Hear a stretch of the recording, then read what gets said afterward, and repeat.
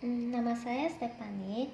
Saya akan mencoba untuk menjelaskan bagaimana cara melakukan pengujian validitas dan reliabilitas data kuesioner dengan menggunakan program SPSS. Data yang saya gunakan merupakan kuesioner yang berasal dari judul skripsi faktor-faktor yang mempengaruhi persepsi wajib pajak mengenai etika penggelapan pajak oleh Raya Puspita Sari Hasibuan. Untuk pengujian validitas dan reliabilitas ini diperlukan karena dalam sebuah penelitian kita perlu mengetahui apakah alat ukur yang kita gunakan itu, di mana dalam case ini adalah kuesioner, dapat menghasilkan data yang benar dan handal nggak untuk kita gunakan agar menghasilkan jawaban yang memang benar-benar valid dan reliable. Langsung aja deh. Yang pertama ada cara uji validitas. Cara pengujian validitas ini dilakukan dengan metode bivariate person atau biasa disebut dengan metode korelasi produk momen. Berikut ini caranya, langsung saja ke bagian kuesionernya. Yang pertama ada intensitas pemeriksaan pajak atau tax audit dengan 4 pertanyaan sebagai berikut. Langsung saja kita ke bagian hasil kuesioner yang sudah dikumpulkan. Dapat kita lihat di bagian intensitas pemeriksaan pajak atau tax audit di kuesioner yang pertama ini, IP 1, 2, 3, dan 4 ini artinya ada 4 pertanyaan yang tadi dengan nomor 50 sebagai artinya 50 partisipan. Data-data ini semua kita input ke bagian SPSS seperti berikut. Di bagian ini dapat kita lihat ada pertanyaan 1, 2, 3, 4 ini semua sudah kita isi berserta dengan hasil kuesionernya dari 1 sampai 50 sebagai berikut. Dan untuk pengujiannya dapat langsung saja kita lakukan di bagian analyze, lalu di bagian correlate, bivariate, kita pindahkan semua data-data ke variabel yang mau kita diuji 1 sampai 4 serta dengan total. Lalu pastikan di bagian correlate coefficient ini sudah tertentang person, dan di test of significance ini sudah tercentang to tail. Lalu oke, maka output akan muncul seperti ini. Dari sini kita bisa lihat nilai korelasi antara setiap butir pertanyaan dari kuesioner pertama yang terletak di masing-masing tabel dari 1 sampai 4 di sini, di mana IP1 ini merupakan pertanyaan pertama dari kuesioner pertama tadi, intensitas pemeriksaan pajak di sini. Untuk itu langsung saja kita lihat apakah setiap butir ini memiliki data yang valid atau tidak. Dapat kita bandingkan dengan R hitung dan R tabel. Pada kolom tabel di sini, output ini terdapat nilai yang merupakan R hitung yang di sini. Dari setiap butir pertanyaan kuesioner yang sedang kita uji tadi, baru nilai ini akan kita bandingkan dengan R tabel. R tabel ini merupakan sebuah ketentuan yang emang udah ditentukan sih dari tabel berikut.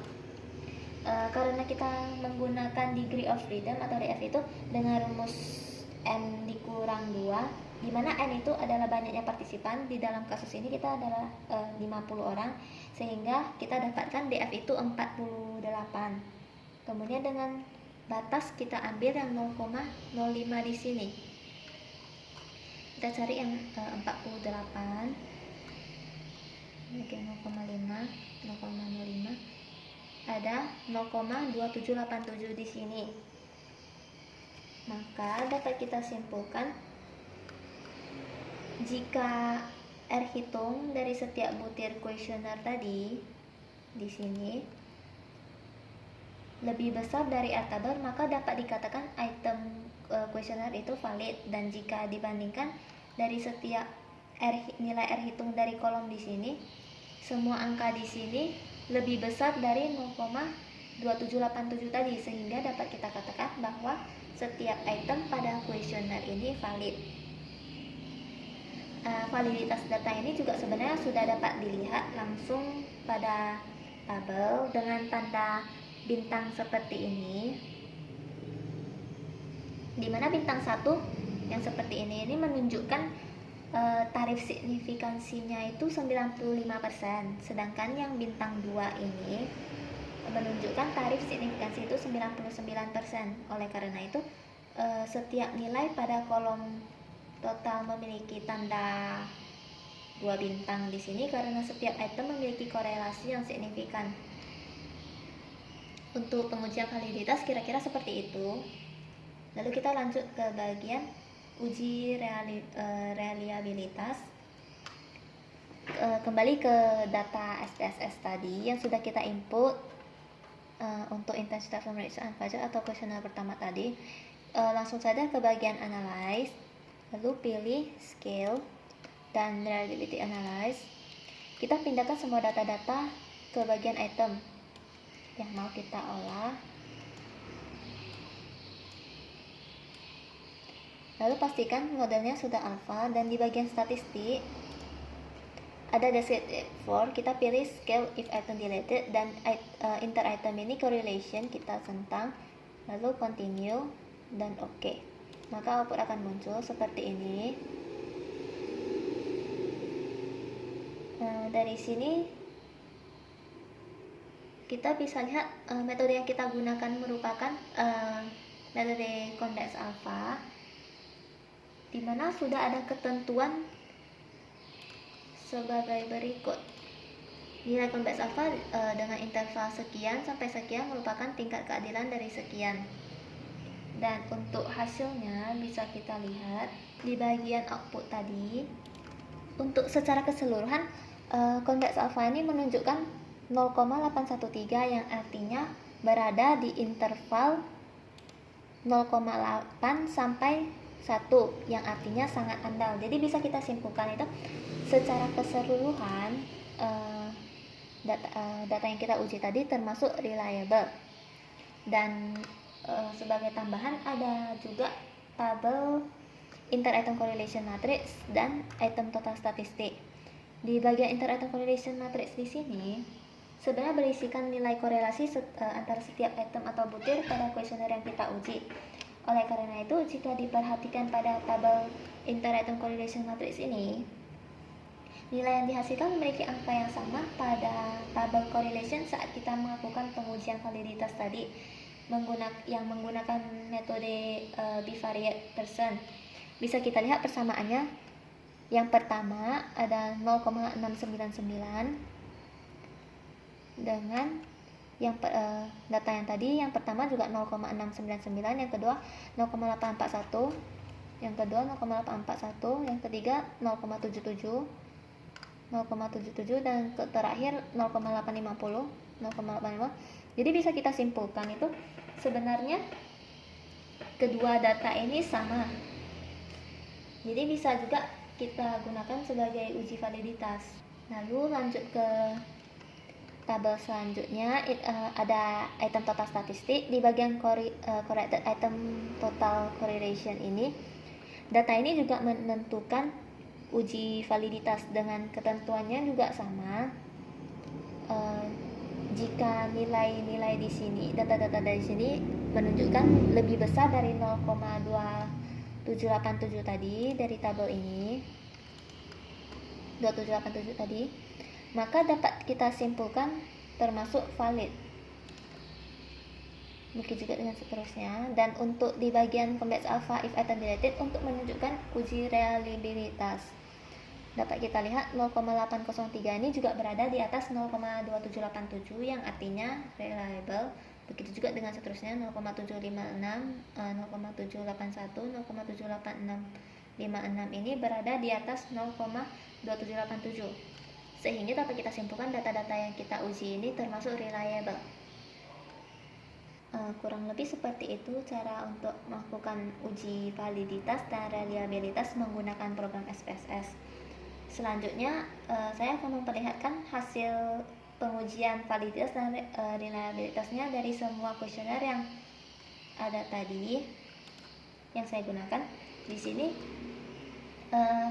saya akan menampilkan outputnya saja di setiap pengujian dengan menggunakan menu reliable analysis ini yang seperti ini. Dikarenakan pada menu ini output yang dihasilkan dapat memperlihatkan kita hasil validitas dan reliabilitasnya sekaligus. Maka dari itu langsung saja kita ke kuesioner yang kedua. Kita ada keadilan pajak atau tax fairness. Dengan cara yang sama kita input ke SPSS, maka akan muncul output seperti ini. Di sini dapat kita lihat bagian reliable statistik. Reliable statistik ini di bagian convex alpha 0,804 berada di atas 0,5 dari tabel ini, berarti dapat kita anggap sebagai andal atau reliable. Jadi dapat kita simpulkan secara keseluruhan data dari kuesioner kedua ini termasuk reliable. Dan untuk tabel kedua, inter-item correlation matrix ini dapat kita atau bisa juga kita sebut sebagai uji validitas. Dapat kita lihat semua data-data di sini juga berada di atas 0,2787 tadi. Jadi dapat kita simpulkan semua data yang kita uji ini termasuk valid. Lalu di tabel item total statistik di bagian convex alpha if item deleted, semua data-data di sini juga berada di atas 0,2787 yang artinya data-data yang kita uji ini termasuk reliable. Lalu untuk kuesioner ketiga dapat kita lihat membahas tentang kepatuhan wajib pajak atau tax compliance, di mana hasil outputnya sebagai berikut. Di bagian reliable statistik, convex alpha 0,812 berada di atas 0,5 yang artinya andal. Jadi dapat kita simpulkan uji reliabilitas data-data untuk kuesioner ketiga ini secara keseluruhan termasuk reliable. Dan di bagian inter-item correlation matrix atau uji validitas dapat kita lihat semua data-data di sini juga berada di atas 0,2787 tadi, yang artinya data-data yang kita uji ini termasuk valid. Lalu di bagian item total statistik ada convex alpha if item deleted. Semua data-data di sini juga berada di atas 0,2787 tadi, yang artinya data-data yang kita uji ini termasuk reliable. Lalu ada yang keempat, kita ada membahas tentang pengetahuan wajib pajak atau tax knowledge dengan data yang sama, sebagai kita isi dengan cara yang sama, menunjukkan convex alpha 0,829 yaitu di atas 0,5, yang artinya secara keseluruhan data yang kita uji ini termasuk reliable. Lalu di bagian inter-item correlation matrix dapat kita lihat semua total data-data yang kita uji ini berada di atas 0,2787, yang artinya data-data ini termasuk valid. Lalu di bagian inter-item item total statistik bagian convex alpha if item deleted ini, semua data-data yang kita uji juga berada di atas 0,2787 yang dapat kita simpulkan sebagai reliable. Lalu untuk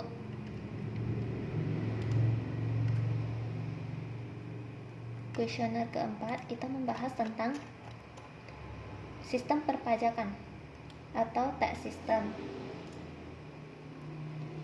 Di bagian keempat ini dapat kita lihat hasilnya menunjukkan convex alpha 0,812 yang artinya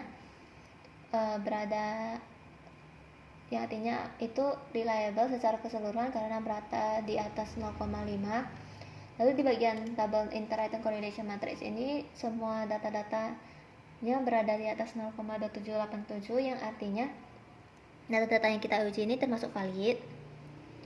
Lalu item total statistik di bagian complex alpha if item deleted ini semua data juga berada di atas 0,2787, yang artinya dapat kita simpulkan data-data yang kita uji ini termasuk reliable. Lalu di kuesioner kelima kita membahas tentang diskriminasi perpajakan atau tax discrimination dengan hasil output secara keseluruhan 0,806 berada di atas 0,5, yang artinya reliable secara keseluruhan. Lalu inter-item correlation matrix atau uji validitas dapat kita lihat data-data di sini berada di atas 0,2787, yang artinya data-data yang kita uji ini termasuk valid. Lalu ada item total statistik di bagian complex alpha if item deleted, semua data di sini juga berada di atas 0,2787, yang artinya data-data yang kita uji termasuk reliable. Untuk kuesioner ke selanjutnya kita membahas tentang kemungkinan terdeteksinya kecurangan atau tax fraud.